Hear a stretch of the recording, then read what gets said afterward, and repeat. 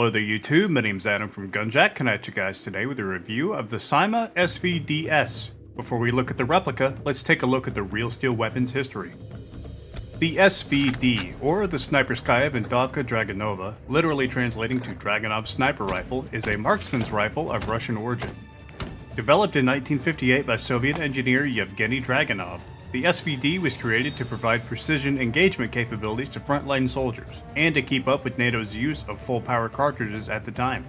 It was adopted by the Soviet Union in 1963, and although plans exist to replace it with the Chukov and Svach have been made, the SVD continues to see frontline service to this day, in many conflicts across Middle East and Eastern Europe.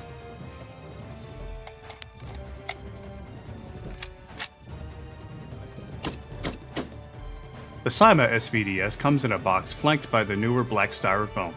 Included in the box are some unbranded BBs, a 120-round high-cap magazine, a manual, a sight adjustment tool, and the gun itself.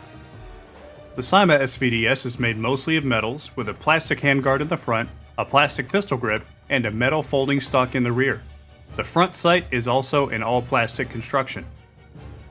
The SVD-S comes in a bit shorter than other SVDs, with an inner barrel length of 565mm as opposed to the usual 670mm, which may actually help your accuracy in this case since there's less volume in the barrel for air loss. Also coming with the SVD-S is a shorter flash hider that doesn't include any kind of threading. The front sight post is adjustable for elevation, but not for windage. The handguard of the SVD-S is plastic and it also houses the battery. The SVD-S is wired to small Tamiya out of the box, and it looks like it'll be best compatible with stick type or some butterfly LiPo batteries with a small footprint. The handguard can be removed by moving a latch on the right side and moving the collar forward. The handguard will pop off, revealing the battery space. The handguard is kinda tough to put back into place, but it's pretty intuitive. The hop-up of the SVD-S can be found behind the charging handle, and it is a rotary type, and it's also proprietary to the CYMA SVD. However, it will still take standard upgrade parts like buckings and barrels.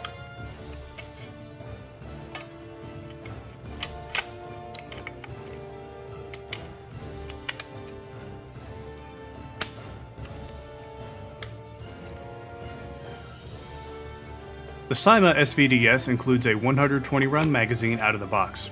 It's important to note that CYMA SVDs are not compatible with A&K type SVD magazines, with the feed port being farther back. It might be a little cursed, but you can find a 3D printed adapter for AK magazines if you're already deep in that ecosystem.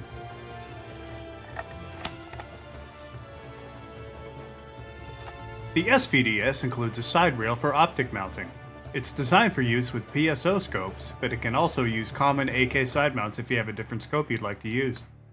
Neither of these options are included, but you can also use the SVD-S's attached rear sight for target acquisition.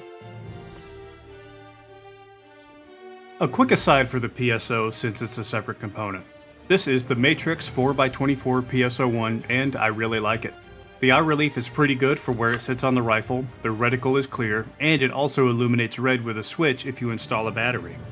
The biggest drawback is only being able to use it with com-block side rail guns like the SVD or the AK, although its scarcity might be seen as a plus to some players. Most SVDs come with a wooden or plastic thumbhole stock, but the SVD-S is unique in its use of a pistol grip and folding side stock. The pistol grip is plastic, and the stock is made of metal with a metal end cap and a rubbery fabric material on the cheek rest. The stock folds to the right, which will block your hop-up access and fire selector, but it won't affect function otherwise. To unfold the stock, just push in the gray button on the stock and it'll release.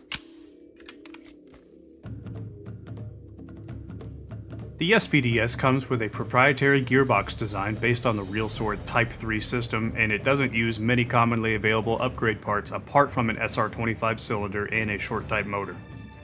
A quick note if you're planning on upgrading the motor, since it has 4 gears in the gearbox, you will need to reverse polarity in the motor connections, meaning black to red and red to black.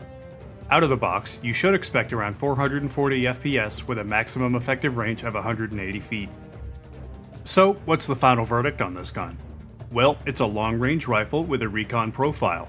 The SVD-S is built to be a compact DMR type rifle in real life, and the Airsoft version comes pretty close. I've got to take points away for the gearbox being a pain to upgrade and really take over the line, but thankfully simple stuff like motor and barrel changes can still be done easily. Even still, the performance out of the box is a sight better than most other replicas at a similar price point, and although harder to find magazines and a scope are basically required purchases, you can still get an effective DMR for under $300, which is really something in today's market. If you want a straight shooter that can be tuned up over time, the SVD-S will be a great option. Well, that about does it for this review. Thank you for watching. I hope you enjoyed this video, and if you did, please consider leaving a like or a comment and subscribing, since I do have more Airsoft content coming. Thanks again, and as always, stay frosty.